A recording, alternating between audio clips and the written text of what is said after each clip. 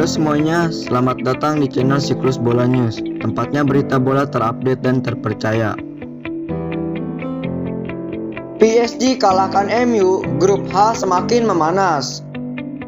Manchester United dipaksa menyerah dengan skor 1-3 dari PSG pada duel matchday kelima grup H Liga Champions di Old Trafford Kamis dini hari tadi. 2 dari 3-0 PSG dicetak oleh Neymar pada menit ke-6 dan di ujung laga 3 menit menjelang bubaran. 1 gol lainnya dicetak oleh Marquinhos di menit ke-69, sedangkan MU hanya bisa mencetak 1 gol dari aksi Marcus Rashford di menit ke-32. Sejumlah peluang gagal dimaksimalkan dengan baik oleh Setan Merah. Hasil ini memanaskan persaingan di klasemen sementara grup H. MU kini ada di peringkat kedua dengan 9 poin. Jumlah poin yang sama pun dikantongi PSG dan RB Leipzig. Di laga terakhir nanti akan menjadi penentu siapa yang akan lolos di fase gugur. MU sendiri wajib mengalahkan Leipzig untuk lolos ke babak 16 besar.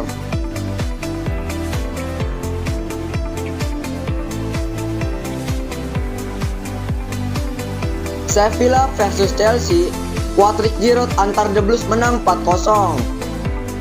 Laga Sevilla versus Chelsea di matchday kelima grup E Liga Champions jadi punggung bagi Olivier Giroud.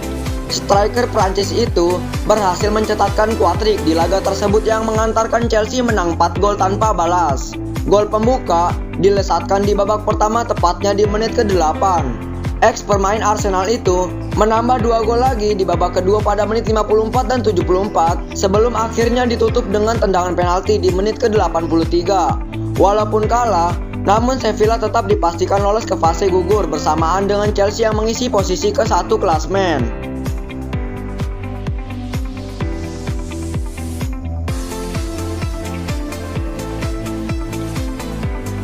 Bayern Munchen B tahan imbang Atletico Madrid. Bayern Munchen memaksa Atletico Madrid menunda kepastian lolos ke fase 16 besar Liga Champions setelah kedua kubu bermain imbang 1-1 di Wanda Metropolitano pada Rabu kemarin. Sejatinya, Atletico bisa menyegel tiket babak gugur jika mengalahkan Bayern yang mengistirahatkan pilar-pilar penting seperti Robert Lewandowski dan Manuel Neuer. Kendati turun dengan banyak pemain pelapis, pasukan Hansi Flick ternyata tetap sulit ditaklukkan dan mampu memetik poin di ibu kota Spanyol tersebut. Atletico berhasil memecahkan kebuntuan pada menit ke-26 melalui Joao Felix. Penyerang muda Portugal itu mencatatkan namanya di papan skor usai mengonversi umpan tarik Marcos Llorente. Thomas Muller yang masuk dari bangku cadangan mencatat gol penyelamat Bayern dari titik penalti 6 menit jelang bubaran setelah Atletico memimpin di babak pertama.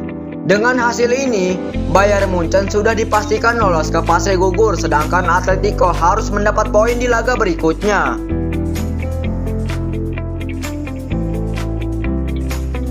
Real Madrid makin sulit melaju ke fase gugur. Real Madrid harus menelan pil pahit di Kiev setelah ditumbangkan tuan rumah Shakhtar Donetsk dengan skor 0-2 pada pertandingan lanjutan grup B Liga Champions Rabu kemarin. Gol Shakhtar tercipta dari Dentino di menit 57 dan Manor Solomon di menit 82 memaksa Los Blancos pulang ke Spanyol dengan tangan hampa. Hasil ini mengantar skuad asuhan Zinedine Zidane itu ke posisi ketiga di klasmen sementara. Dengan sisa laga yang ada, Real Madrid diwajibkan menang melawan Borussia Mönchengladbach agar bisa lolos ke fase gugur. Sementara di laga Liga Champions lainnya, Leipzig menang dramatis atas Istanbul. Dortmund menang imbang 1-1 atas Lazio. Barcelona menang 3-0 atas Ferencvaros. Juventus menang 3-0 atas Dinamo Kiev.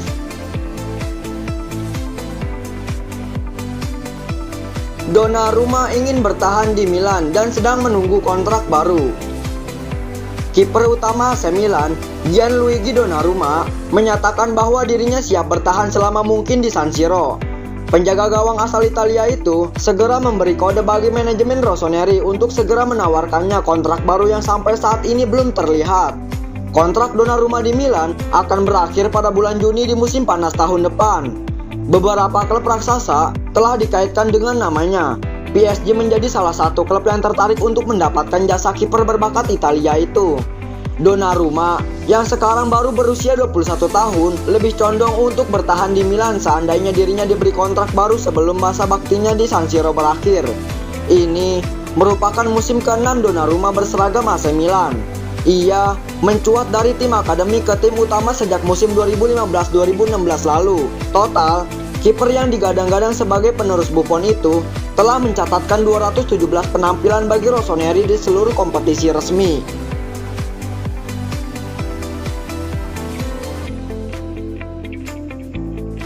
Juventus ingin tukar Paulo Dybala dengan Mauro Icardi. Juventus dikabarkan ingin membarter Paulo Dybala dengan penyerang Paris Saint-Germain, Mauro Icardi. Rencananya, Juve akan mendekati PSG untuk merealisasikan transfer tersebut pada musim panas 2021. Berseragam Juventus sejak 4 Juni 2015, Dybala kerap menjadi pilihan utama di lini depan. Dari musim 2015 hingga 2019, striker asal Argentina itu berhasil mencetak 95 gol dari 228 pertandingan di semua ajang.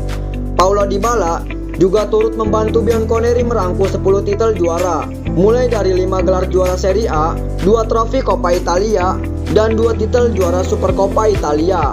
Namun, sejak Andrea Pirlo duduk di kursi pelatih, Dybala terpinggirkan ke bangku cadangan. Dari 13 pertandingan yang sudah dijalani Juventus pada musim ini, penyerang berusia 27 tahun tersebut tampil dalam 9 laga dan baru mencetak 1 gol. Paulo Dybala mulai jarang mendapat kesempatan untuk tampil akibat kalah bersaing dengan Alvaro Morata. Terbaru, negosiasi perpanjangan kontrak Dybala dengan Juventus mengalami kebuntuan. Andai pembahasan kontrak tersebut tak menemui kata sepakat, Juventus siap melepas Dybala ke klub lain. Juve berencana menggunakan Paulo Dybala untuk dibarter dengan Mauro Icardi.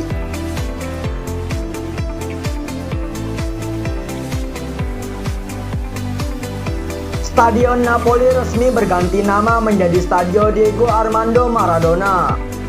Wali kota Naples, Luigi De Magistris, mengumumkan bahwa Stadion San Paolo akan berganti nama menjadi Stadio Diego Armando Maradona sebagai bentuk penghormatan tertinggi klub pada legenda besar mereka. Maradona merupakan pemain legendaris Napoli yang mempersembahkan Scudetto terakhir untuk Napoli. 25 November lalu, publik sepak bola dunia berduka cita dengan kepulangan legenda besar Argentina tersebut. Maradona mengembuskan nafas terakhirnya akibat gangguan jantung. Minggu lalu, De Magistris mengonfirmasi keputusan bahwa Stadion Napoli akan berganti nama untuk mengenang jasa besar Maradona.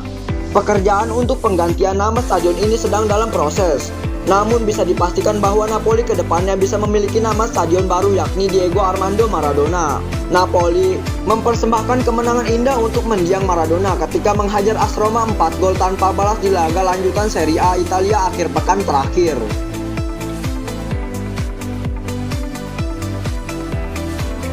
Lima calon pengganti Mikel Arteta di Arsenal. Salah satu laman judi ternama, Betfair, mengungkap 5 nama calon pelatih pengganti Mikel Arteta di Arsenal. Sebanyak 5 nama itu adalah Massimiliano Allegri, Thomas Tuchel, Patrick Vieira, Thierry Henry, dan Gianpiero Gasperini. Mikel Arteta yang musim lalu membawa Arsenal juara Piala FA, musim ini kesulitan mendongkrak performa Pierre-Emerick Aubameyang dan kawan-kawan. Terbukti, hingga pekan ke-10 Liga Inggris 2020-2021, The Gunners tertahan di posisi 14 dengan koleksi 13 angka. Dalam 6 pertandingan terbaru di Liga Inggris, Arsenal hanya mendapatkan 1 menang, 1 imbang dan 4 kalah. Terbaru, Arsenal ditumbangkan Wolverhampton Wanderers dengan skor 1-2. Mikel Arteta paham sewaktu-waktu posisinya sebagai pelatih Arsenal bisa digantikan juru taktik lain. Karena itu, Mikel Arteta siap jika nantinya ia dipecat manajemen The Gunners.